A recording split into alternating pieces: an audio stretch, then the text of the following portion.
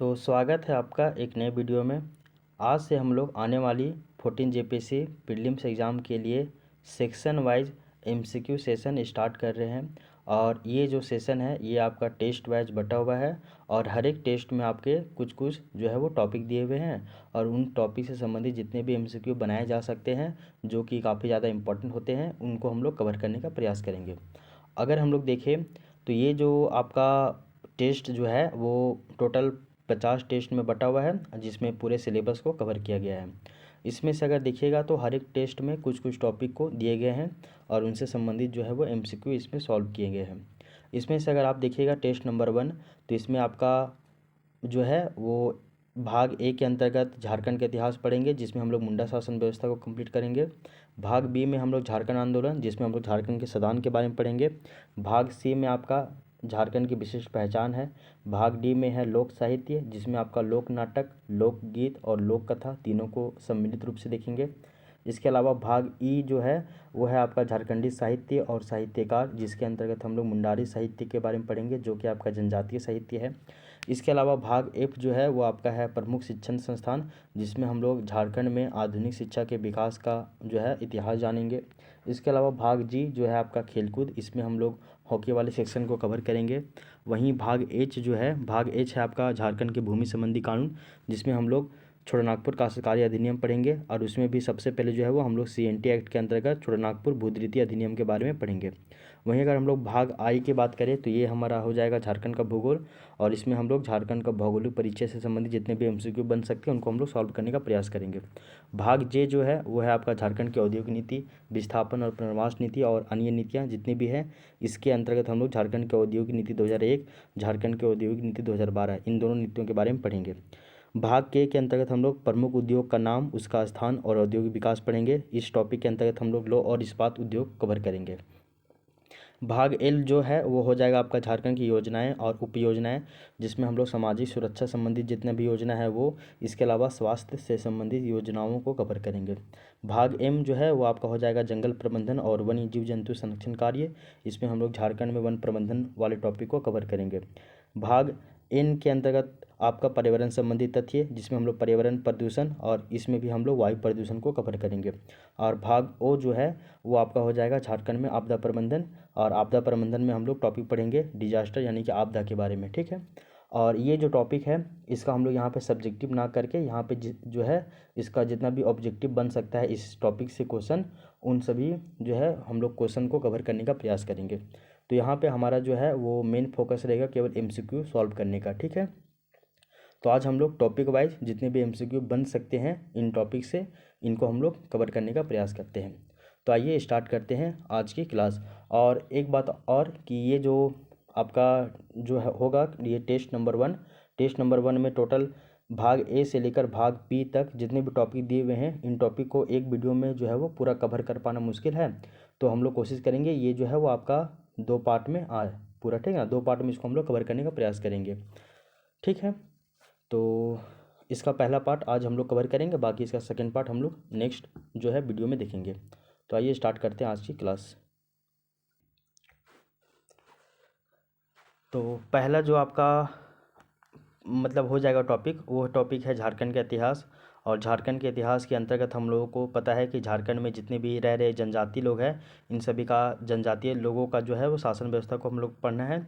और इसमें जो है वो हम लोग आज जनजातीय शासन व्यवस्था के अंतर्गत मुंडा शासन व्यवस्था के बारे में पढ़ेंगे क्या इससे संबंधित जितने भी एमसीक्यू है उनको हम लोग सॉल्व करने का प्रयास करेंगे। तो क्वेश्चन नंबर 1 कि मुंडा शासन व्यवस्था मुख्यतः किस जनजाति से संबंधित है, संथाल, उरांव, मुंडा या फिर हो। तो इसका सही उत्तर हो जाएगा कि मुंडा शासन व्यवस्था जो है वो आपका मुंडा जनजाति से संबंधित है। वहीं उरांव जनजाति का जो शासन व्यवस्था है उसको हम लोग पढ़ा पंचायत शासन व्यवस्था कहते हैं। संथाल जनजाति के शासन व्यवस्था को हम लोग मांझी परगना शासन व्यवस्था कहते हैं। और वहीं जो हो जनजाति का जो शासन व्यवस्था है उसको हम लोग मुंडा मानकी शासन व्यवस्था कहते हैं। और खड़िया जनजाति के शासन व्यवस्था को हम लोग ढोकलो सोहर शासन व्यवस्था कहते हैं, इसको आप याद रखिएगा। क्वेश्चन नंबर 2 है आपका मुंडा शासन व्यवस्था में प्रशासनिक स्तरों का सही क्रम क्या है। तो इसको याद रखिएगा कि मुंडा जनजाति का जो शासन व्यवस्था है मुंडा शासन व्यवस्था ये आपका 3 स्तर पे देखने को मिलता है। वो 3 स्तर कौन कौन है वो देख लीजिए। सबसे पहले तो आपका ग्राम स्तर होता है, ग्राम के बाद होता है पट्टी स्तर, पट्टी स्तर के बाद होता है पढ़ा स्तर। तो ये आपका 3 स्तर पे देखने को मिलती है, ग्राम स्तर, पट्टी स्तर और पढ़ा स्तर। तो ये जो है वो 3 स्तर पे देखने को मिलता है, इसको आप याद रखिएगा। अगर हम लोग गांव के लेवल की अगर बात करें तो गांव स्तर पे जो आपका हेड हो जाएंगे प्रशासनिक और न्यायिक, वो दोनों हो जाएगा मुंडा। वहीं अगर हम लोग पट्टी स्तर पे देखें तो वहाँ पे हो जाएगा आपका हाथू मुंडा, और पढ़ा स्तर पे देखें तो वहाँ पे हेड हो जाएगा पढ़ा राजा। ठीक है, इसको याद रखिएगा। तो मुंडा शासन व्यवस्था 3 स्तर पे है, ग्राम स्तर, पट्टी स्तर और आपका पढ़ा स्तर। ग्राम स्तर पे हेड मुंडा, पट्टी स्तर पे हेड आपका हाथू मुंडा, और पढ़ा स्तर पे जो हेड है वो आपका हो जाएगा पढ़ा राजा। इसको आप याद रखिएगा। अब हम लोग नेक्स्ट देखते हैं क्वेश्चन नंबर 3। बोला जा रहा है कि मुंडा शब्द का सामान्य अर्थ क्या है। तो इसका सही उत्तर हो जाएगा ऑप्शन नंबर सी। मुंडा शब्द का जो सामान्य अर्थ होता है वो होता है गांव का राजनीतिक प्रमुख। ठीक है, तो विशिष्ट व्यक्ति या फिर गांव का राजनीतिक प्रमुख, यही जो है वो मुंडा शब्द का अर्थ कहलाता है। क्वेश्चन नंबर 4 देखिए, ग्राम स्तर पर बैठकों की अध्यक्षता कौन करता है। तो अभी आपको बताया गया था मुंडा शासन व्यवस्था जो है वो 3 स्तर पे है, ग्राम स्तर, पट्टी स्तर और आपका पढ़ा स्तर। तो ग्राम स्तर पे हेड आपका कौन है, तो मुंडा, और पट्टी स्तर पे हेड हाथू मुंडा, और पढ़ा स्तर पे हेड आपका पढ़ा राजा। तो गांव लेवल पे कौन दिखेगा, तो मुंडा ही दिखेगा ना, तो ऑप्शन नंबर सी मुंडा। क्वेश्चन नंबर 5, मुंडा का व्यक्तिगत कार्यों में सहयोगी कौन होता है। तो देखिए मुंडा जो है, मुंडा का सहयोगी होता है, एक ऑप्शन है गोड़ेत, महातो, पावहन या फिर दीवान। तो इसका सही उत्तर हो जाएगा ऑप्शन नंबर बी महातो। तो मुंडा शासन व्यवस्था में जो महातो है वो आपका मुंडा का सहयोगी के रूप में ये कार्य करता है। तो मुंडा का जो व्यक्तिगत कार्यों में सहयोगी जो है कौन करता है, तो वो है आपका महातो करता है। क्वेश्चन नंबर 6, गाँवों में संदेश पहुंचाने का तथा मुंडा के आदेशों का पालन करवाने का जो है वो कार्य किसका होता है। तो गाँवों में संदेश पहुंचाने का मतलब कि राजा का संदेश गाँव तक, गाँवों का संदेश राजा तक, इसके अलावा मुंडा के आदेशों का पालन करने का कार्य किसका होता है। तो ये सभी जो है वो ऑप्शन नंबर बी गौड़ेत का ही होता है। ठीक है, क्वेश्चन नंबर 7 देखिए, गांव का धार्मिक प्रमुख क्या कहलाता है। जो आपका मुंडा शासन व्यवस्था में जो है मुंडा का गांव, इस गांव में धार्मिक जो है प्रधान, जो प्रमुख जो है हेड जो है उसको हम लोग क्या कहते हैं। ऑप्शन है मुंडा, महतो, पाहन या फिर ठाकुर। तो इसका सही उत्तर हो जाएगा ऑप्शन नंबर सी पाहन। क्वेश्चन नंबर 8 है आपका कि निम्नलिखित में से कौन सा कार्य जो है वो पाहन का नहीं है।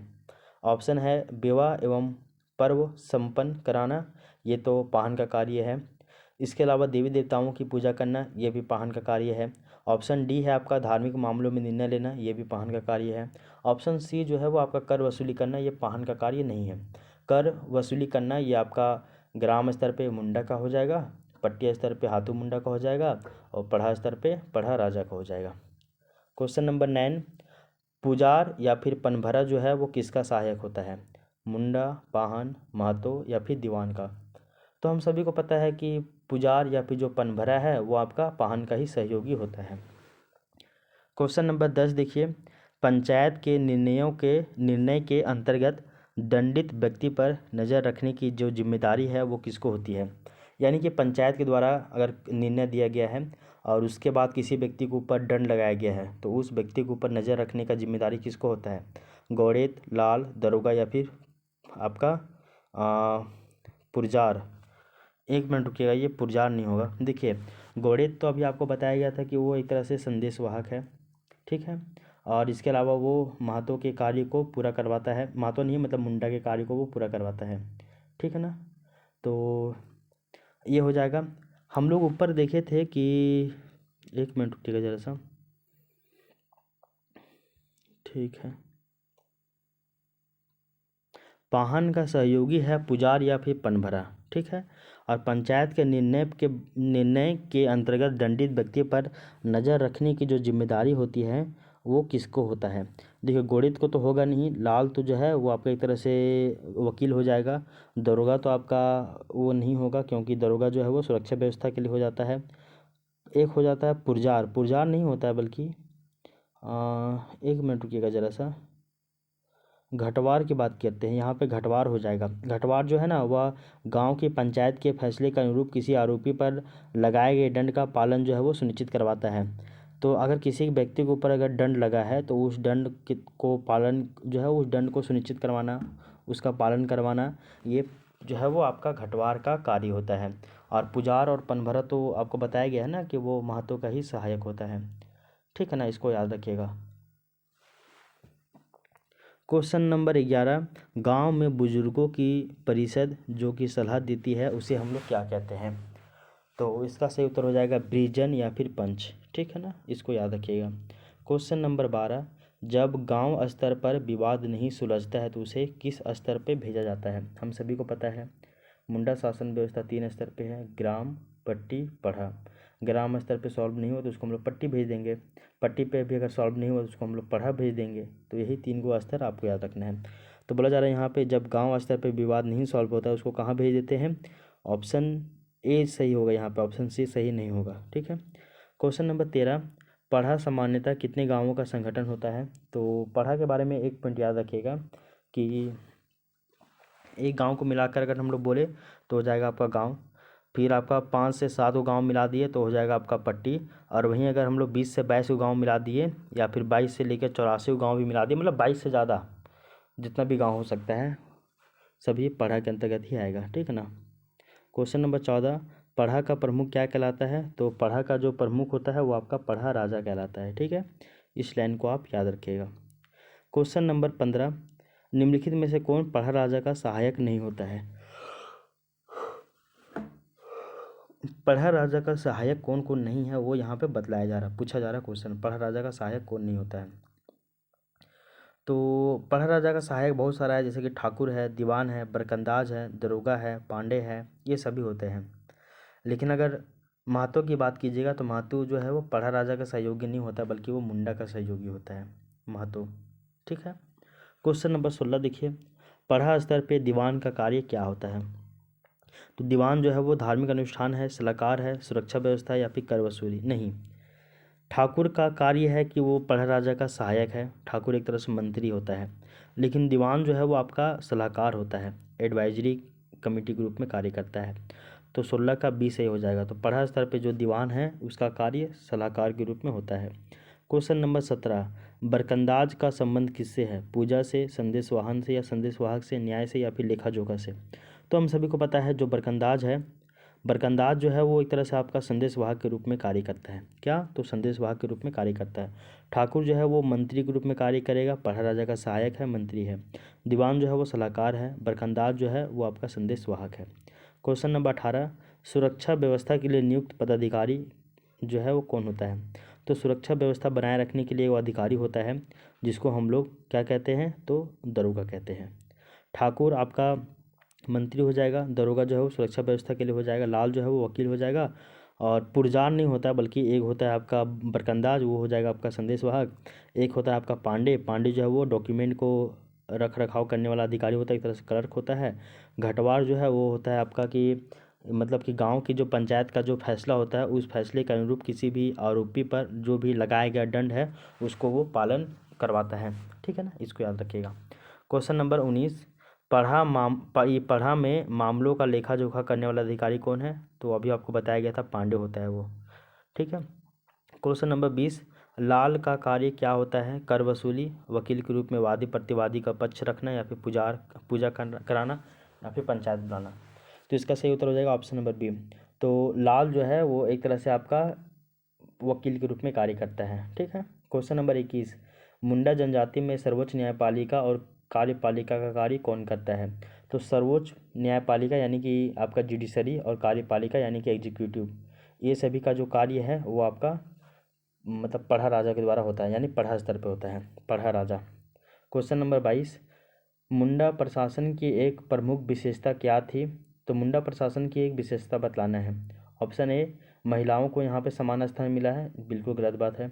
पूर्ण राजशाही है, नहीं ऐसा भी नहीं है। महिलाओं को स्थान नहीं दिया गया है, तो ये सही बात है, महिलाओं को यहाँ पर स्थान नहीं दिया गया है। ब्रिटिश नियंत्रित व्यवस्था था, ये भी नहीं होगा। तो मुंडा शासन व्यवस्था में महिलाओं को स्थान दिया ही नहीं गया है। क्वेश्चन नंबर 23, पढ़ा पंचायत स्थल को हम लोग क्या कहते हैं? अखड़ा, दरबार, चौपाल या फिर सभा स्थल? इसका सही उत्तर हो जाएगा अखड़ा। क्वेश्चन नंबर 24, डाली कटारी भूमि जो है वो किससे संबंधित है? तो याद रखिएगा कि जो आपका डाली कटारी जो भूमि है वो आपका मुंडा, पाहन, दीवान या फिर दरोगा, तो वो हो जाएगा आपका पाहन से। तो याद रखिएगा कि पाहन के बारे में एक चीज़ बताया ही जाता है कि जो पाहन जो है वो जो है पाहन, एक मिनट रुकिएगा, पाहन जो है वो आपका गांव का धार्मिक प्रमुख होता है और ये पर्व त्यौहार विवाह ये सभी ये देखरेख करता है, ये सभी का ये संपादन करता है। और गांव के सभी देवी देवताओं को शांत करने के लिए इसके द्वारा जो है वो पूजा संपन्न किया जाता है। और याद रखिए कि गांव में अगर कोई भी तरह का अगर धार्मिक मामला अगर उठता है तो उसकी अधिकारिता जो है वो पाहन को ही होती है। और पाहन को जो बोला जाता है ना कि पाहन को जो है वो अपने जीवन यापन करने के लिए पाहन को एक भूमि दी जाती है जिसको हम लोग डाली कटारी भूमि कहते हैं, इसको याद रखिएगा। और इसके अलावा भूत प्रेत के प्रकोप से बचाने के लिए भी पाहन के द्वारा विशेष पूजा की जाती है और उस कार्य के लिए भी पाहन को अतिरिक्त भूमि दी जाती है जिसको हम लोग भूत खेता भूमि कहते हैं, इसको भी याद रखिएगा। तो डाली कटारी भूमि का जो संबंध है वो आपका पाहन से है। क्वेश्चन नंबर 25, भूत प्रेत से बचाव हेतु पाहन को दी जाने वाली जो अतिरिक्त भूमि होती है वो क्या कहलाती है? उसको हम लोग भूत खेता भूमि कहते हैं। अब थोड़ा सा स्टेटमेंट बेस्ड क्वेश्चन देख लीजिए। क्वेश्चन नंबर 26 है कि निम्नलिखित कथनों पर विचार कीजिए। पहला बोला जा रहा है कि मुंडा ग्राम का राजनीतिक प्रमुख होता है, बिल्कुल सही बात है। गोड़ेत जो है वो धार्मिक प्रमुख होता है, गलत बात है। पढ़ा जो है वो 22 से 84 गाँवों का संगठन होता है, बिल्कुल सही बात है। तो ए और सी यानी कि ऑप्शन नंबर 1 और 3 सही है, बाकी गलत है। गोड़ेत जो है वो धार्मिक प्रमुख नहीं होता। गोड़ेत क्या होता है? तो गोड़ेत के बारे में याद, धार्मिक प्रमुख तो आपका पाहन हो जाएगा, ठीक है ना, क्या हो जाएगा? पाहन जो है वो आपका ये धार्मिक प्रमुख हो जाएगा, ठीक है, इसको आप याद रखिएगा। और यहाँ पे बरकंदाज जो है वो आपका संदेश वाहक हो जाएगा, ठीक ना, गोड़ित यहाँ पे नहीं होगा। क्वेश्चन नंबर 27, निम्नलिखित में से कौन सा युग्म सही सुमेलित है? दरोगा सलाहकार के रूप में नहीं, दरोगा जो है वो आपका सुरक्षा कर्मी के रूप में होता है, सुरक्षा व्यवस्था बनाए रखना। दीवान जो है लेखाधिकारी, ये भी गलत है। दीवान जो है वो आपका मंत्री है। पांडे जो है वो लेखा करने वाला यानी कि फाइल मेंटेन करने वाला, जी हाँ ये सही है। लाल सुरक्षा अधिकारी नहीं, लाल जो है वो आपका वकील है। ऑप्शन नंबर सी कहीं सही है, बाकी सब गलत है। अब देखिए थोड़ा सा और भी स्टेटमेंट वाइज क्वेश्चन बोला जा रहा है कि मुंडा शासन व्यवस्था में मुंडा और पाहन के कार्यों के संबंध में निम्नलिखित कथनों पर विचार करना है। मुंडा का कार्य क्या है और पाहन का कार्य क्या है? मुंडा जो है वो आपका राजनीतिक और प्रशासनिक प्रमुख है, ये ऑप्शन है। दूसरा ऑप्शन है कि पाहन धार्मिक प्रमुख तथा सामाजिक धार्मिक अनुष्ठानों का संचालन करता है, बिल्कुल सही बात है। दोनों पद पूर्णतः स्वतंत्र है या स्वतंत्र थे और एक दूसरे से कोई संबंध नहीं रखते थे, तो इसका सही उत्तर क्या होगा? तो एक भी सही है और दो सही है, लेकिन तीन जो है वो सही नहीं है। तो एक जो है कि मुंडा जो है वो राजनीतिक और प्रशासनिक प्रमुख है, बिल्कुल सही बात है। पाहन जो है वो धार्मिक प्रमुख है और ये सामाजिक धार्मिक अनुष्ठानों का संचालन करता है, बिल्कुल सही बात है। लेकिन ये दोनों पद एक दूसरे से पूरी तरीके से स्वतंत्र है और एक दूसरे से कोई भी संबंध नहीं, ये कथन गलत है। क्वेश्चन नंबर 2, यदि किसी गांव में गंभीर आपराधिक विवाद ग्राम स्तर पे अगर नहीं सॉल्व हो पाता उसको जो है वो मुंडा शासन व्यवस्था में अगला सक्षम प्राधिकरण कौन होगा? तो अगर गांव स्तर पे उसको जो है वो सॉल्व नहीं हो तो वो जाएगा पट्टी, पट्टी में भी सॉल्व नहीं हो तो जाएगा वो पढ़ा, ठीक है ना। तो ये बोला जा रहा है कि तो वो अगर गांव स्तर पे सॉल्व नहीं हुआ तो फिर जाएगा वो पट्टी में, पट्टी में सॉल्व नहीं हो तो वो जाएगा पढ़ा में। क्वेश्चन नंबर 3 देखिए नेक्स्ट, कि निम्नलिखित में से किसका संबंध न्यायिक प्रक्रिया में वादी प्रतिवादी के पक्ष रखने में है? तो दरोगा जो है वो आपका सुरक्षा व्यवस्था बनाए रखने में काम देता है। दीवान जो है वो एक तरह से मंत्री है और वो आपका पढ़ा राजा का सहायक है। ठाकुर जो है वो आपका पढ़ा राजा का सहायक है, इसको भी याद रखिएगा। लाल जो है वो आपका एक तरह से वकील है, वादी प्रतिवादी का पक्ष रखता है, ठीक है। क्वेश्चन नंबर 4, निम्नलिखित युग्मों पर विचार करना है। गोड़ेत जो है वो, ये बोला जा रहा है कि निम्नलिखित में से कौन सा युग्म सही है? गोड़ेत जो है वो संदेशवाहक और आदेश पालन है। दरोगा जो है सुरक्षा व्यवस्था है। दीवान जो है सलाहकार है। पांडे जो है वो आपका लेखा संधारण है। बस उपरोक्त में से कौन सा युग्म सही है? तो ये सभी सही है, ठीक है। गोड़ेत जो है आपका संदेशवाहक के रूप में भी कार्य करता है और यहाँ पे बरकंदाज भी है संदेशवाहक के रूप में। क्वेश्चन नंबर 5 नेक्स्ट, मुंडा शासन व्यवस्था की संरचना को आधुनिक प्रशासनिक सिद्धांतों के संदर्भ में किस रूप में समझा जा सकता है? क्या यह पुण्य राजशाही के रूप में है, या फिर ये विकेंद्रीकृत जनजातीय गणतांत्रिक या गणतंत्रीय प्रणाली के रूप में है, या फिर नौकरशाही आधारित प्रशासन है, या फिर औपनिवेशिक प्रशासन है? तो इसका सही उत्तर हो जाएगा विकेंद्रीकृत जनजातीय गणतंत्रीय प्रणाली है। क्वेश्चन नंबर 6, डाली कटारी जो भूमि है इसका संबंध किससे है? तो अभी आपको बताया गया था कि जो आपका डाली कटारी भूमि जो है वो आपका पाहन को जो प्रदत्त कर मुक्त भूमि होता है, इसमें टैक्स नहीं लिया जाता है। क्वेश्चन नंबर 7, निम्नलिखित युग्म कथनों पर जो है विचार करना है। पढ़ा जो है वो 22 से अधिक यानी कि 22 से लेकर 84 गाँवों का संगठन होता है, बिल्कुल सही बात है। पढ़ा राजा ग्राम स्तर के मामलों में हस्तक्षेप नहीं करता, बिल्कुल सही बात है। पढ़ा जो है वो सर्वोच्च न्यायिक संस्था है, ये भी सही है, यानी कि 1 3 दोनों जो है वो सही है। पढ़ा राजा जो है वो ग्राम स्तर के मामलों में हस्तक्षेप नहीं करता था, करता है और कर भी सकता है, ये गलत हो जाएगा। क्वेश्चन नंबर 8, मुंडा शासन व्यवस्था में महिलाओं की स्थिति के संबंध में कौन सा कथन सही है? बोला जा रहा है कि महिलाओं को पंचायत में समान प्रतिनिधित्व था, बिल्कुल गलत बात है।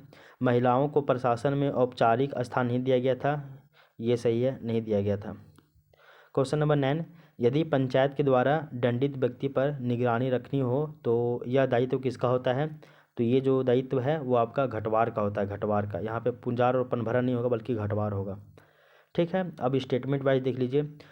बोला जा रहा है कि मुंडा जो है, कथन बोला जा रहा है कि मुंडा शासन व्यवस्था में धार्मिक और प्रशासनिक शक्तियों का पृथक्करण था, बिल्कुल सही बात है। ये कथन ये है। कारण बोला जा रहा है कि मुंडा और पाहन के जो पद है अलग अलग है, बिल्कुल सही बात है। तो ए और आर जो है यानी कथन और कारण दोनों सही है, और कारण जो है वो कथन की सही व्याख्या भी करता है। क्वेश्चन नंबर 11, मुंडा जनजाति की सर्वोच्च न्यायपालिका और कार्यपालिका के रूप में कौन है? तो आपका पढ़ा है।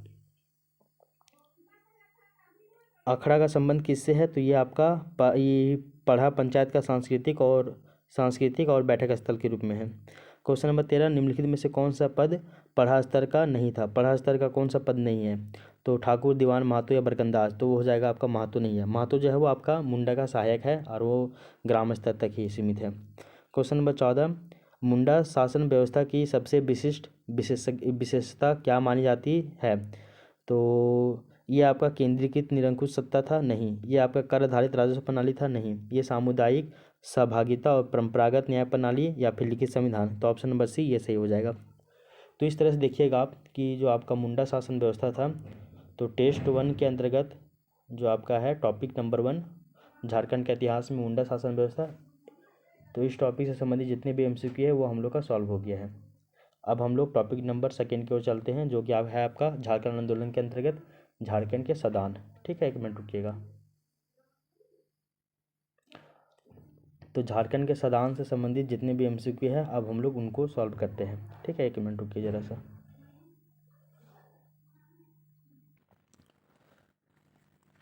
तो अब हम लोग नेक्स्ट टॉपिक कवर करेंगे, और नेक्स्ट जो टॉपिक है वो हो जाएगा आपका झारखंड के सदान। तो झारखंड के सदान से संबंधित जितने भी MCQ बन सकते हैं अब हम लोग उनको सॉल्व करने का जो है वो आपका प्रयास कर रहे हैं। ठीक है, तो पहला क्वेश्चन हो जाएगा कि झारखंड राज्य में सदान शब्द का जो है प्रयोग सामान्यतः किन लोगों के लिए किया जाता है? पहला ऑप्शन है सभी गैर जनजातीय लोगों के लिए, नहीं। ऑप्शन बी है सभी जनजातीय लोगों के लिए, ये भी नहीं। ऑप्शन सी है झारखंड के मूल गैर जनजातीय निवासियों के लिए, और ऑप्शन डी है बाहरी प्रवासियों के लिए।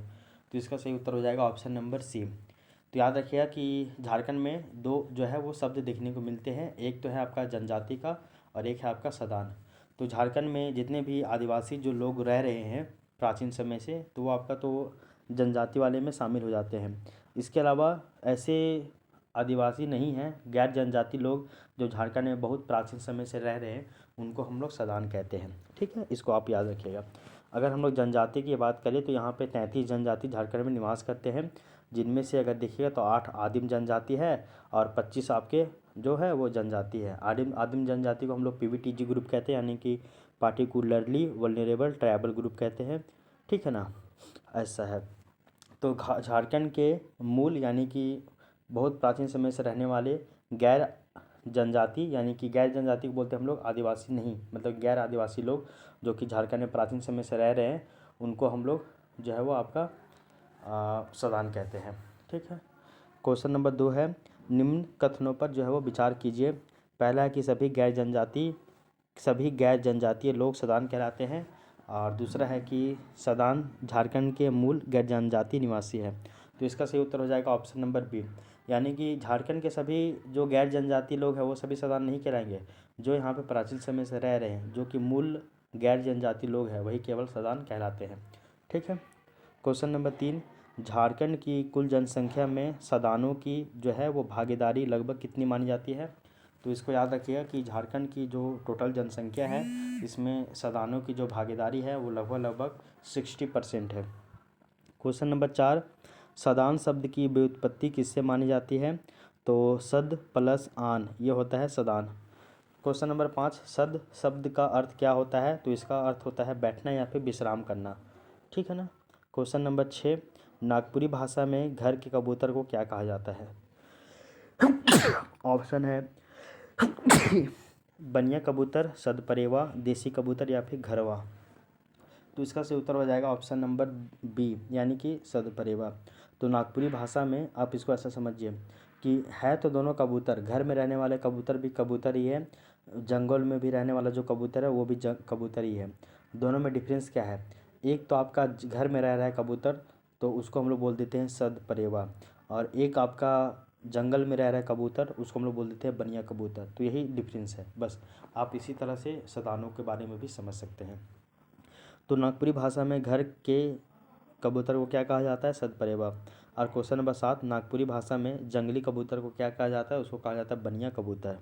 क्वेश्चन नंबर 8, झारखंड में सदानों का आगमन कब प्रारंभ माना जाता है, कब आए हैं झारखंड में जो है वो ये सदान लोग। तो बोला जाता है कि आर्यों के कुछ समय के बाद जो है वो झारखंड में सदानों का आगमन हुआ है। हम लोग जानते हैं कि सबसे पहले आपका ये लोग आए हैं, मुंडा लोग आए हैं। तो बोला जाता है मुंडा लोग से भी पहले जो है वो सदान लोग आए हुए हैं, ठीक है ना, आर्यों के समय ही। और मुंडा का तो आगमन जो है वो आपका वैदिक काल में हुआ है झारखंड में, ठीक है।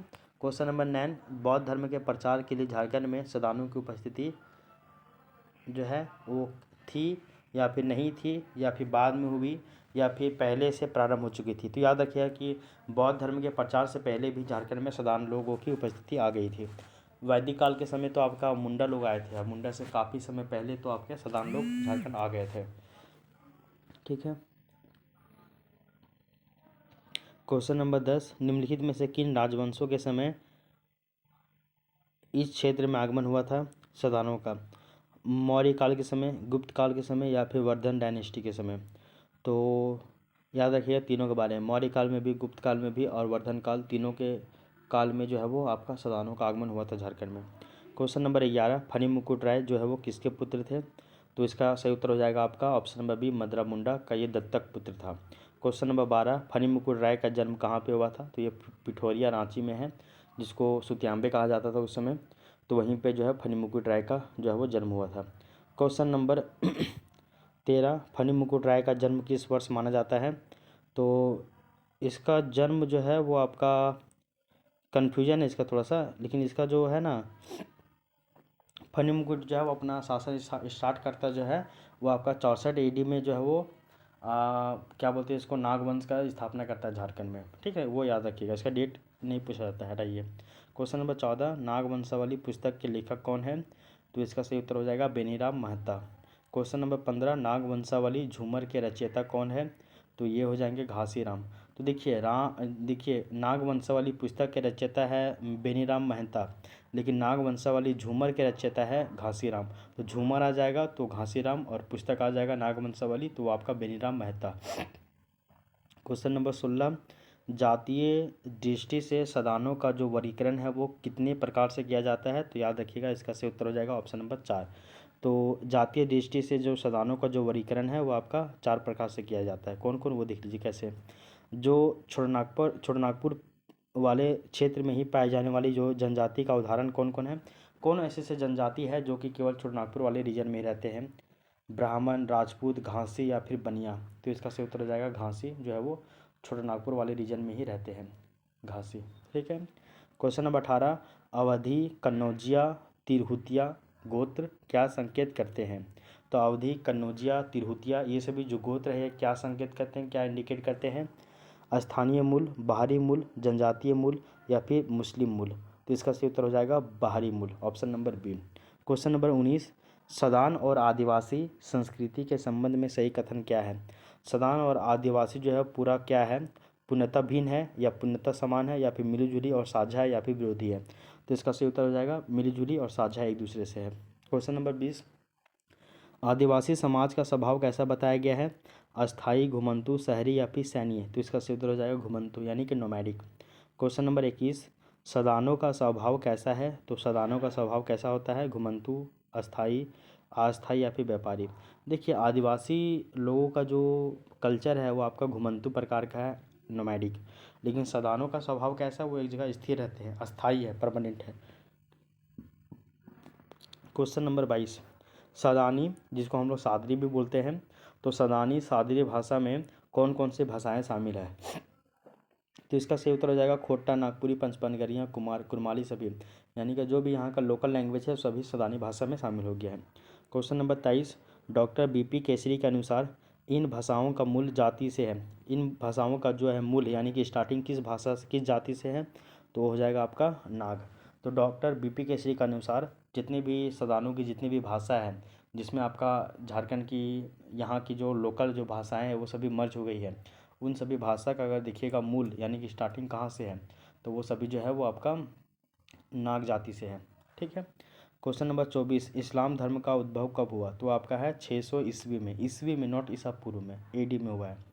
क्वेश्चन नंबर 25, झारखंड में इस्लाम का आगमन किस शताब्दी में हुआ है, तो इसका सही उत्तर हो जाएगा 16वीं शताब्दी में। कब, तो 16वीं शताब्दी में, यानी कि 1500 के बाद झारखंड में इस्लाम लोग आए हैं।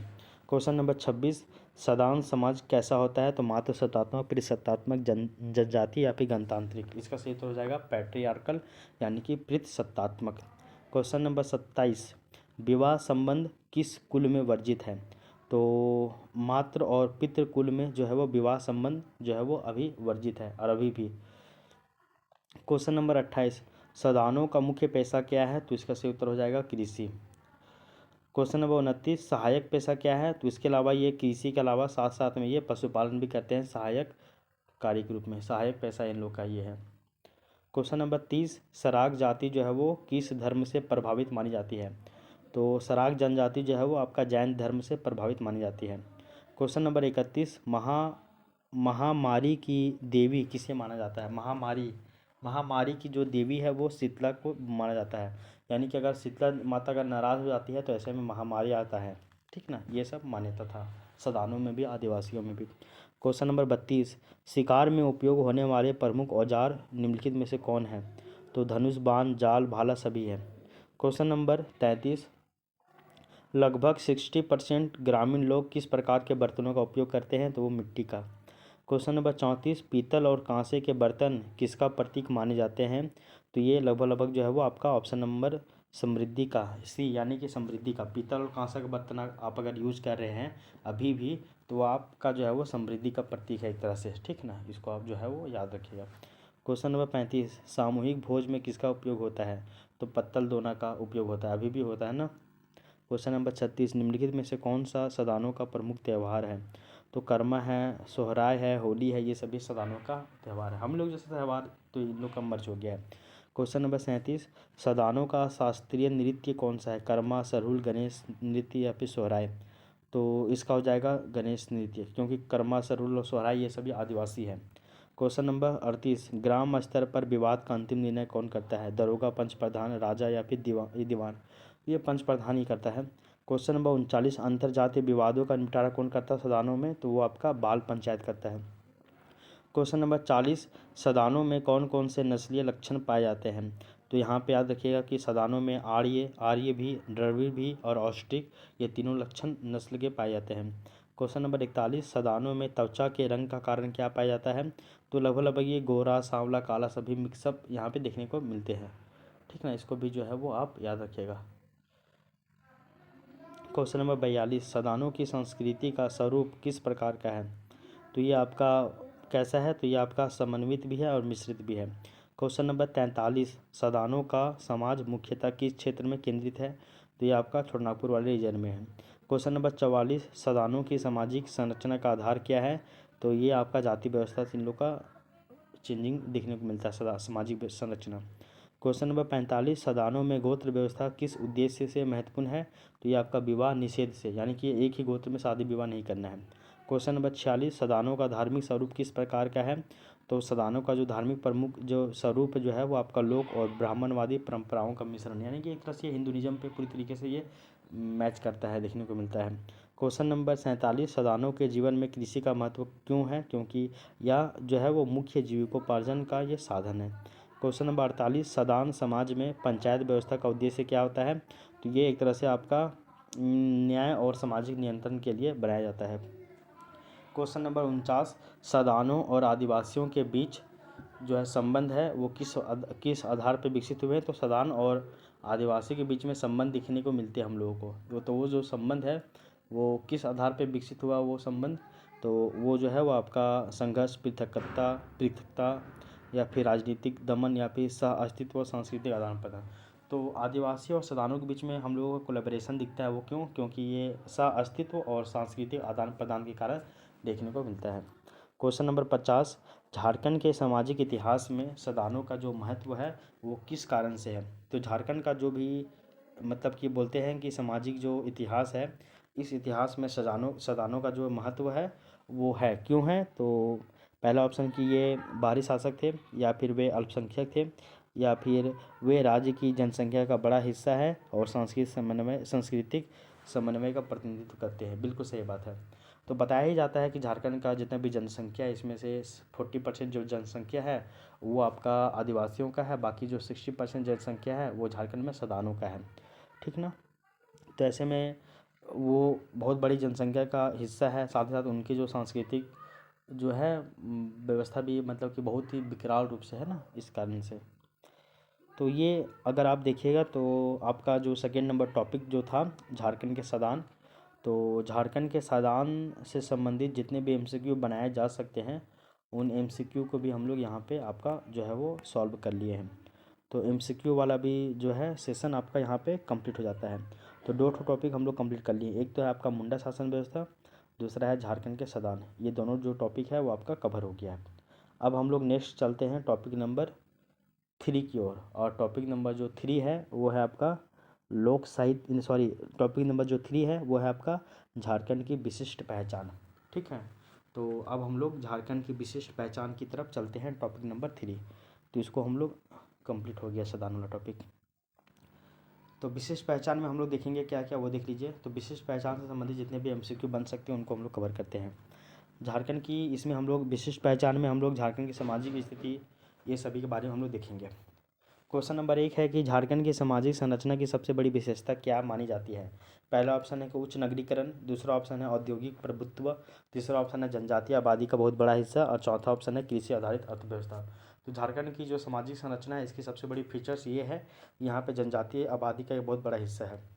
हालांकि अगर झारखंड में अगर 100 गो लोग हैं, सपोज मान लीजिए, तो 100 लोग में 40 लोग आदिवासी हैं और 60 लोग सदान हैं, ऐसा।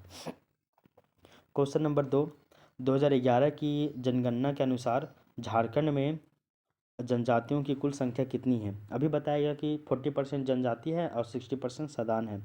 तो बोला जा रहा है कि ये जो जनजाति लोग रह रहे हैं झारखंड में, तो 2011 के सेंसस के अनुसार उनकी जो जनसंख्या है वो कितना है एग्जैक्ट, तो वो हो जाएगा आपका 86,45,042। तो 86,45,042 ये झारखंड में जनजातियों का जो है वो ये है, संख्या है। क्वेश्चन नंबर 3, 2011 की जनगणना के अनुसार झारखंड की कुल जनसंख्या में जनजातियों का प्रतिशत कितना है? तो 2011 की अगर हम लोग सेंसस के अनुसार देखिएगा तो झारखंड की कुल जनसंख्या में जो हम लोग बोलते हैं 3,3,29,88,134, इसमें से 86,45,042 जो जनसंख्या है वो आपका केवल केवल आदिवासियों का है। किसका? तो आदिवासियों का है। और इसके अलावा उनका अगर परसेंटेज देखिएगा तो हो जाएगा आपका 26.2%। तो 26 पॉइंट जो आपका 2% है वो यहाँ पे जनजातियों का ये है परसेंटेज। और अगर एरिया ये देखिएगा जनसंख्या, तो 86,45,042 हो जाएगा, ठीक है, टोटल, ठीक है। क्वेश्चन नंबर 4, देश की कुल जनजातीय आबादी का कितना प्रतिशत जो है वो झारखंड में निवास करता है? पूरे देश में अगर 100% जन जो है वो आदिवासी लोग रहते हैं, तो उन 100% में झारखंड में 8.3% यहाँ पे रहते हैं, मतलब कि 8.5% झारखंड में रहते हैं। पूरे देश में जितने भी 100% जो आदिवासी लोग रहते हैं, जनजातीय लोग रहते हैं, उसका 8.3% झारखंड में निवास करते हैं।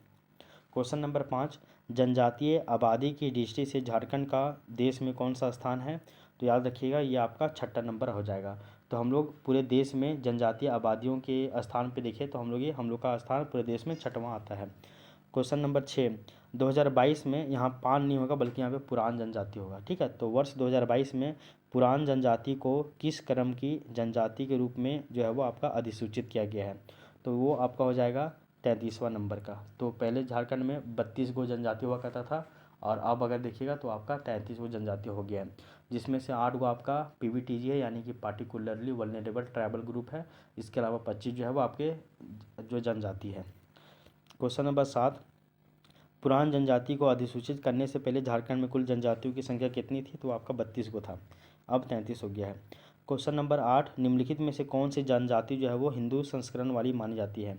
संथाल है, भूमिज है, असुर है या फिर बिरहोर? तो इसका सही उत्तर हो जाएगा आपका ऑप्शन नंबर बी यानी कि भूमिज। तो भूमिज जनजाति जो है वो आपका हिंदू संस्करण वाली जनजाति मानी जाती है। क्वेश्चन नंबर 9, करमाली जो जनजाति है, तो करमाली जनजाति को किस रूप से जाना जाता है? तो वेदपंथी, मुख्यतः कारीगर, मुख्यतः कृषक या फिर राजतंत्र चलाने वाली जनजाति? तो याद रखिएगा कि करमाली या कुरमाली जो जनजाति है वो लोग बहुत ही अच्छे कारीगर होते हैं, तो कुशल कारीगर के रूप में कुरमाली जनजाति को हम लोग याद रखिएगा। और हिंदू संस्करण वाली जनजाति भूमिज हो जाएगी और कुशल कारीगर के रूप में कुरमाली या फिर करमाली जनजाति हो जाएगी। क्वेश्चन नंबर 10, चेरो जनजाति की विशेष पहचान क्या है? तो जो चेरो जनजाति है वो आपका शिकारी, वेदपंथी, राजतंत्र चलाने वाली या फिर औषधीय वृक्ष विशेषज्ञ। तो याद रखिएगा कि राजतंत्र चलाने वाली जनजाति के रूप में हम लोग चेरो जनजाति को जो है वो याद रखते हैं। तो चेरो जनजाति जो है वो आपका राजतंत्र चलाने वाली जनजाति हो जाएगी। इसके अलावा भूमि जनजाति वो हिंदू संस्करण वाली जनजाति हो जाएगी। इसके अलावा कुरमाली जनजाति जो है वो आपका कुशल कारीगर के रूप में हम लोग उसको जानते हैं। क्वेश्चन नंबर 11, बेदिया, बेदिया जनजाति का संबंध किससे माना जाता है? तो बेदिया जनजाति जो है वो वेद पंथ के लिए बेदिया जनजाति, यानी कि वेद का ज्ञाता, वेद के ऊपर ज़्यादा इंटेलेक्चुअल, उनके ऊपर ज़्यादा ध्यान देना, वेद पढ़ना पढ़ाना, तो वेद पंथ के लिए जो है वो आपका बेदिया जनजाति हो जाएगा वेद पंथ के लिए। ठीक है, तो इसको याद रखिएगा। तो वेद पंथ के लिए बेदिया जनजाति, कुशल कारीगर के लिए कुरमाली जनजाति, और चेरो जनजाति जो है वो आपका क्या हो जाएगा? तो आपका राजतंत्र चलाने वाली जनजाति, और हिंदू संस्करण वाली जनजाति जो है वो आपका भूमिज हो जाएगी। ठीक है। महली जनजाति को किस श्रेणी में रखा जाता है? तो महली जनजाति जो है वो आपका शिल्पी, तो शिल्पी में महली जनजाति हो जाएगा, और कुशल कारीगर में आपका जो है वो कुरमाली जनजाति हो जाएगा। तो शिल्पी वाला में आ जाएगा आपका महली जनजाति, तो महली जनजाति जो है वो शिल्पकार वाला आ जाएगा। क्वेश्चन नंबर 13, बिरजा जनजाति को किस नाम से जाना जाता है? तो बिरजा जनजाति को ना विंध्य निवासी भी कहते हैं।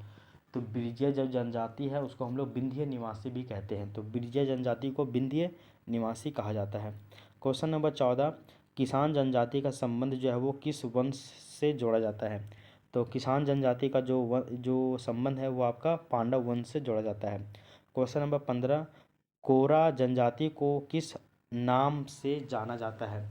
तो कोरा जो जनजाति है उसको हम लोग ऑप्शन कारीगर, कोड़कू, वेदपंथी या असुरवंशी।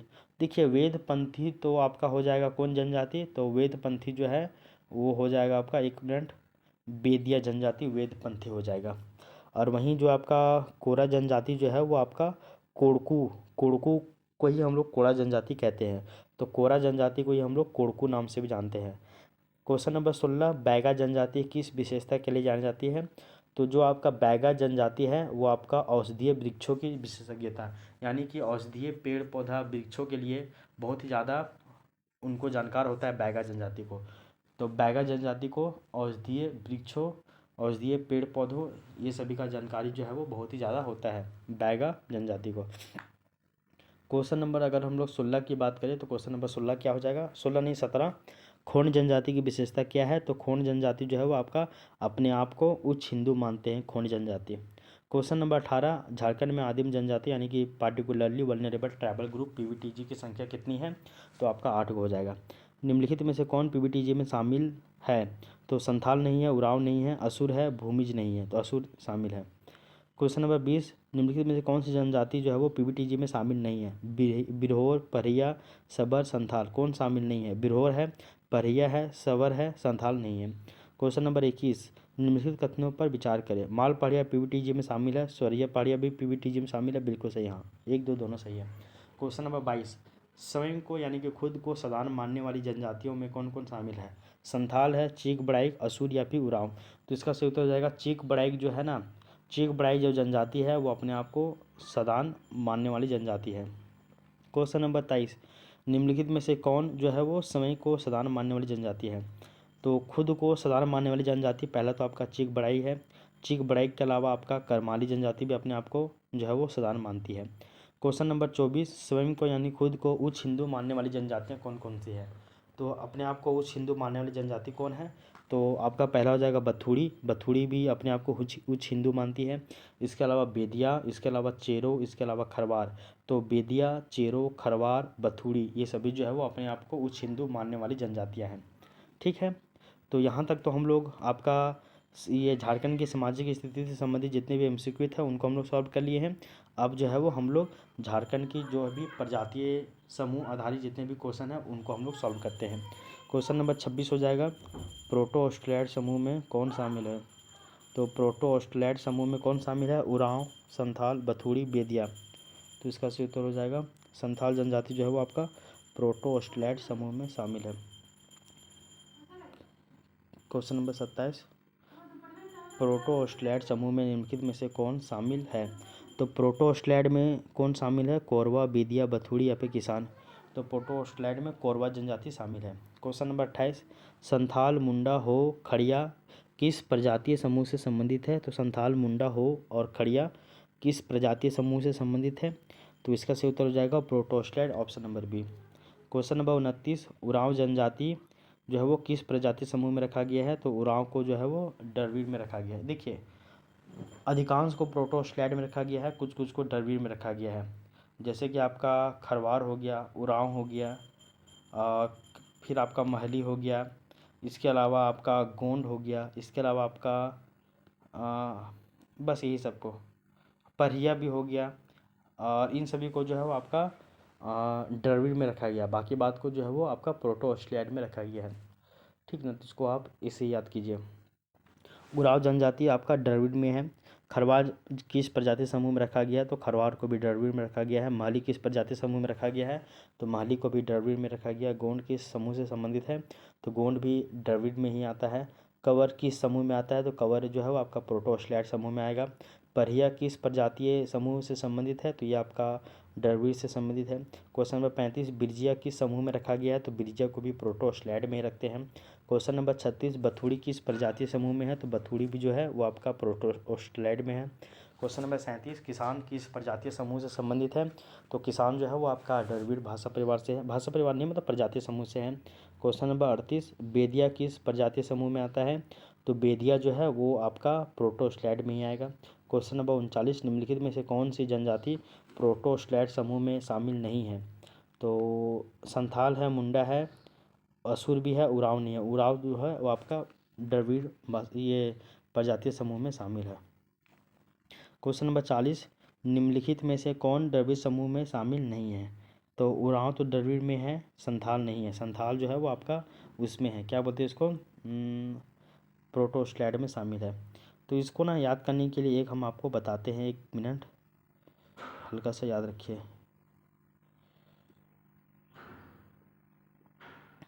एक मिनट रुकिए, याद रखिए। द्रविड़ में किसको किसको याद रखिए? देखिए, उरांव जनजाति, खरवार जनजाति, महली जनजाति, गोंड जनजाति, खोंड जनजाति, चीक बड़ाइक, बैगा जनजाति, बथुड़ी जनजाति, किसान जनजाति, बिझा जनजाति, बेदिया जनजाति, ये सभी को द्रविड़ जो है वो हम लोग प्रजातीय समूह में शामिल करते हैं। बाकी बात जितने बच रहे हैं उनको हम लोग प्रोटो ऑस्ट्रेलियाड में शामिल करेंगे। तो प्रजातीय दृष्टिकोण से झारखंड में 2 तरह का ही जो है वो समूह देखने को मिलता है। एक आपका हो जाएगा द्रविड़ प्रजातीय समूह, और दूसरा जो है वो हो जाएगा आपका प्रोटो ऑस्ट्रेलियाड प्रजातीय समूह।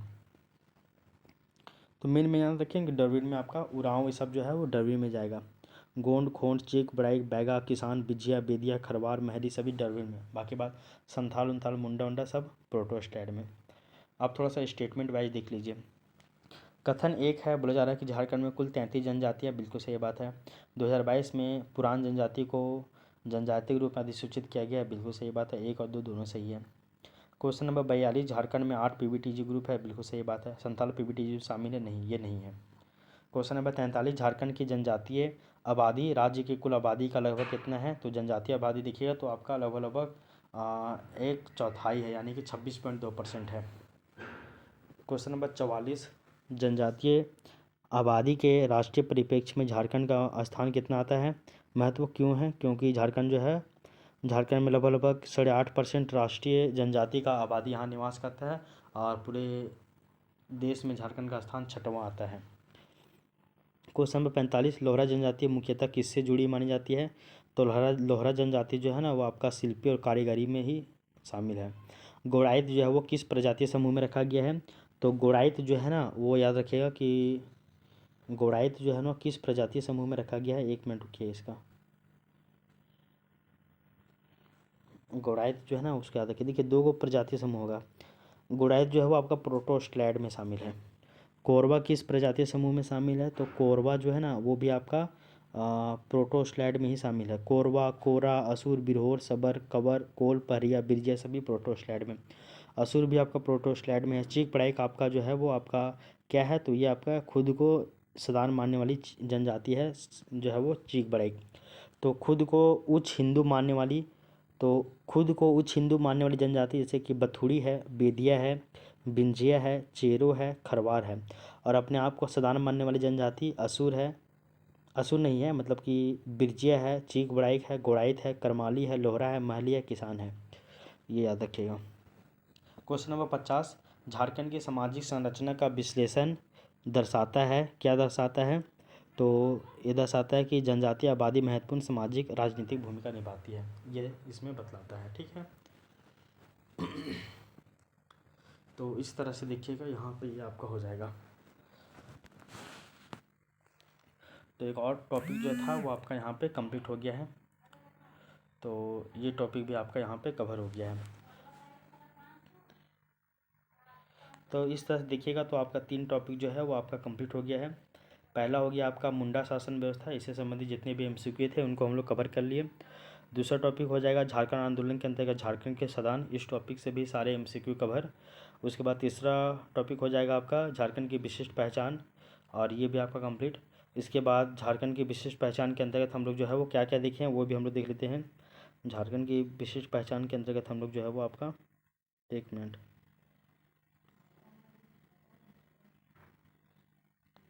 विशिष्ट पहचान के अंतर्गत हम लोग जनजातियों का वर्गीकरण, प्रजातीय समूह, ये सभी देख लिए हैं। अब जो है वो हम लोग एक नए टॉपिक की ओर चलते हैं, और वो नया टॉपिक जो है वो हो जाएगा आपका झारखंड का लोक साहित्य। और लोक साहित्य में हम लोग लोक नाटक, लोकगीत और आपका लोक कथा ये तीनों देखेंगे। तो लोक नाटक, लोकगीत और आपका लोक कथा ये तीनों हम लोग अब कवर करेंगे। ठीक है, 1 मिनट। तो अब हम लोग चलते हैं नए टॉपिक की ओर, और नए टॉपिक में हम लोग स्टार्ट करेंगे यहाँ से लोकगीत और लोक नाटक, इससे स्टार्ट करेंगे लोकगीत और लोक नाटक से। सबसे पहला क्वेश्चन है हम लोग आखेट गीत के बारे में देखेंगे, और आखेट गीत से जितने भी एमसीक्यू बन सकते हैं उनको हम लोग कवर करने का प्रयास करेंगे। तो पहला क्वेश्चन हो जाएगा कि आखेट गीत मुख्यतः किससे संबंधित है? विवाह संस्कार से, कृषि कार्य से, शिकार से या फिर वर्षा से? तो इसका सही उत्तर हो जाएगा कृषि कार्य से। तो जो आखेट जो गीत है वो आपका कृषि कार्य से संबंधित है। ठीक है, आखेट जो गीत है वो आपका कृषि कार्य से संबंधित है। क्वेश्चन नंबर 2, निम्नलिखित में से कौन सा गीत आखेट गीत के अंतर्गत रखा जाता है? जनी शिकार, कर्मा, सोहर या फिर डोमकच? तो इसको याद रखिएगा, जो आपका जनी शिकार है जो कि आपका आखेट गीत है, जनी शिकार आपका आखेट गीत है, और ये आपका शिकार यानी कि हंटिंग के समय इसका यूज किया जाता है। क्वेश्चन नंबर 3, बीसू शिकार किस श्रेणी का गीत है? तो बीसू शिकार जो है वो आपका ऋतु गीत है, आखेट गीत है, संस्कार गीत है या फिर गाथा गीत है? तो बीसू शिकार जो है वो आपका आखेट गीत है, इसको याद रखिएगा। तो बीसू शिकार जो है वो आपका आखेट गीत है। ठीक है, तो आखेट गीत यहाँ तक आपका था। आखेट गीत के बारे में और क्या क्या है इंपॉर्टेंट बातें, आप उसको भी एक बार देख लीजिए। 1 मिनट 1 मिनट।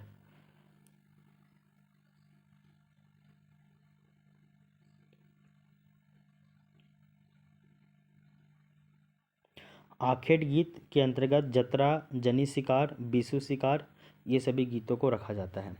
ठीक है, अब चलिए हम लोग नेक्स्ट वो है आपका ऋतु गीत के बारे में। क्वेश्चन नंबर 4, झारखंड की जनजातियों में चैत बैसाख के महीने में कौन सा पर्व और गीत जो है वो प्रमुख है?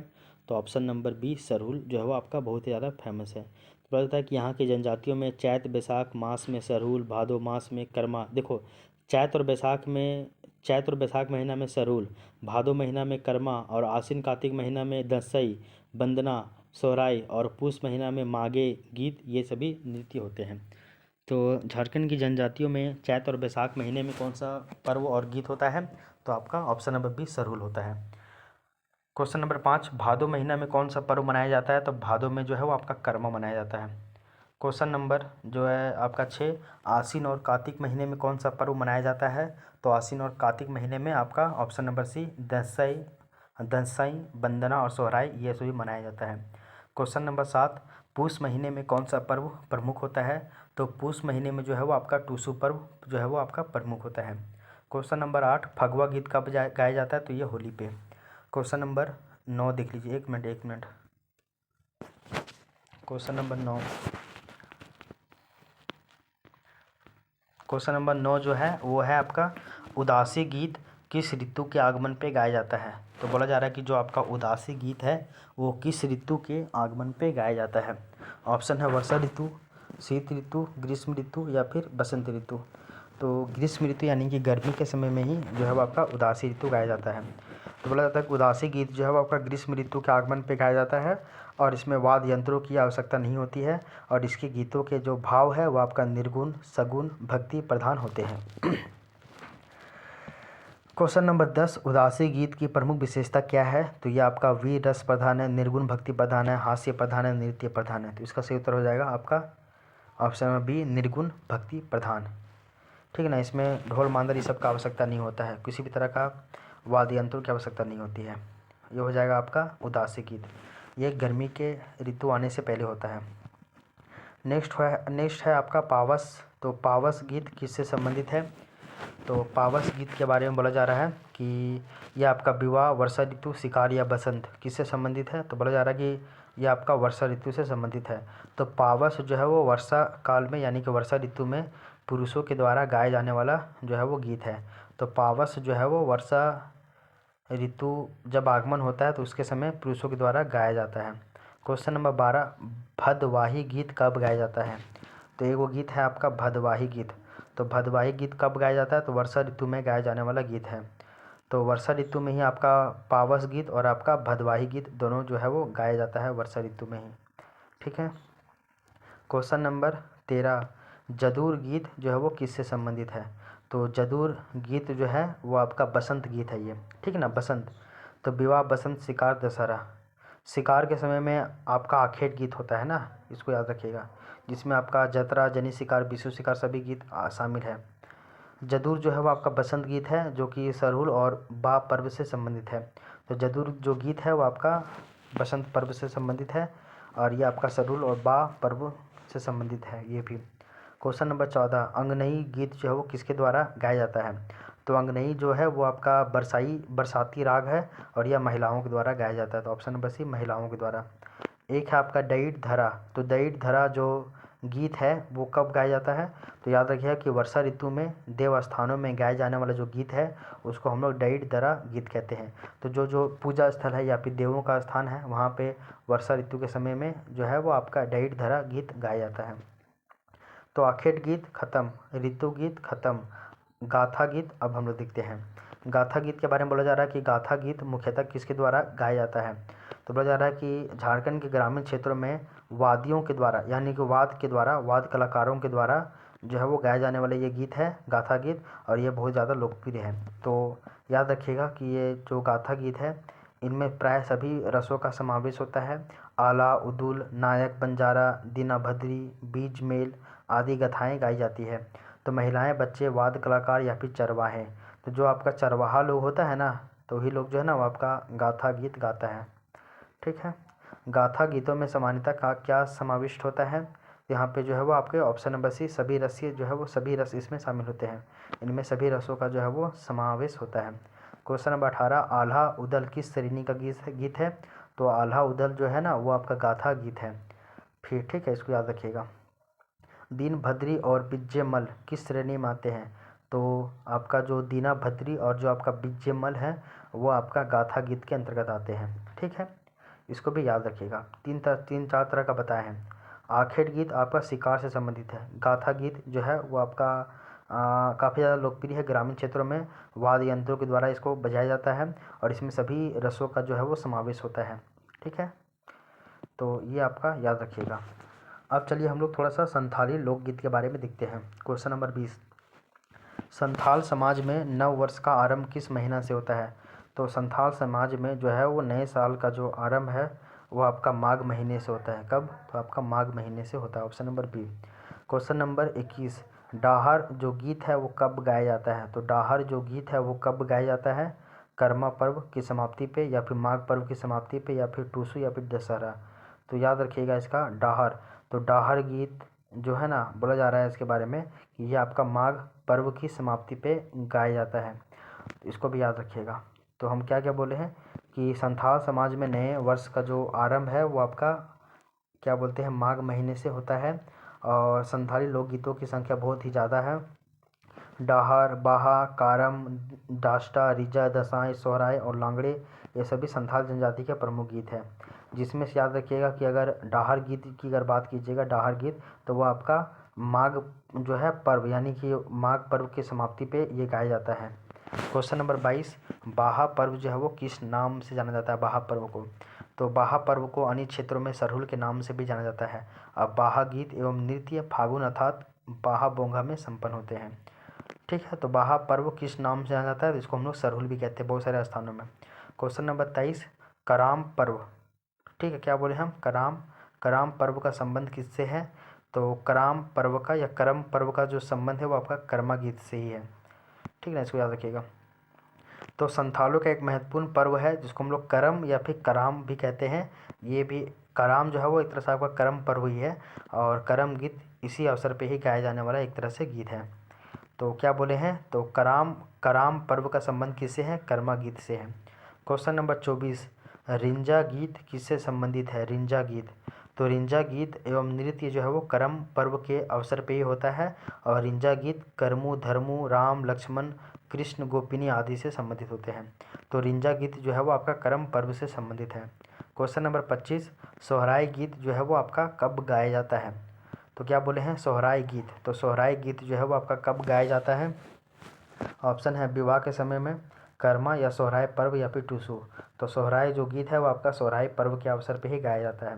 क्वेश्चन नंबर 26, दसाई पर्व किस माह में मनाया जाता है?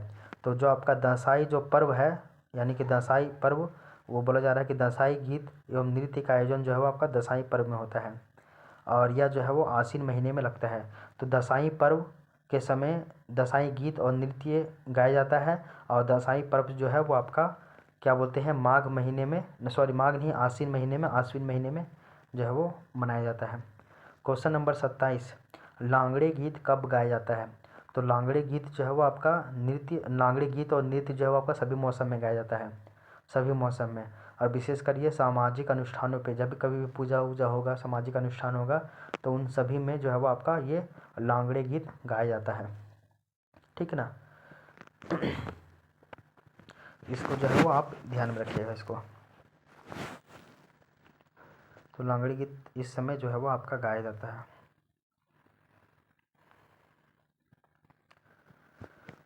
एक मिनट और थोड़ा सा रुकिए, यहाँ तक ये बातें आपको जो है वो समझ में आ गई होगी। अब नेक्स्ट चलिए क्वेश्चन नंबर 28। क्वेश्चन नंबर 28 जो है वो बोल रहा है आपका, क्वेश्चन नंबर 28 बोला जा रहा है कि क्वेश्चन नंबर 28, रुकिए एक मिनट। क्वेश्चन नंबर 28 बोला जा रहा है कि डोमकच किसके द्वारा किया जाता है? डोमकच को ही कहीं कहीं पे ना डमकच भी लिखा जा रहा है, तो इसमें जो है वो आप थोड़ा सा कंफ्यूज मत होइएगा।